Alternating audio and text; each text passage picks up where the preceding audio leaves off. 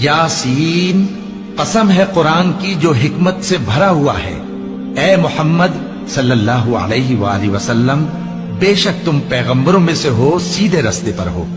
ये कुरान गालिब व मेहरबान का नाजिल किया हुआ है ताकि तुम उन लोगों को जिनके बाप दादा को खबरदार नहीं किया गया था खबरदार कर दो कि वो गफलत में पड़े हुए हैं। उनमें से अक्सर पर अल्लाह की बात पूरी हो चुकी है, सो वो ईमान नहीं लाएंगे।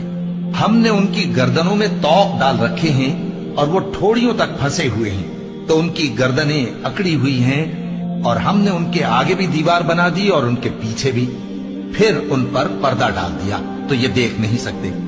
और तुम इनको खबरदार करो या ना करो, इनके लिए बराबर है, ये ईमान नहीं लाएंगे।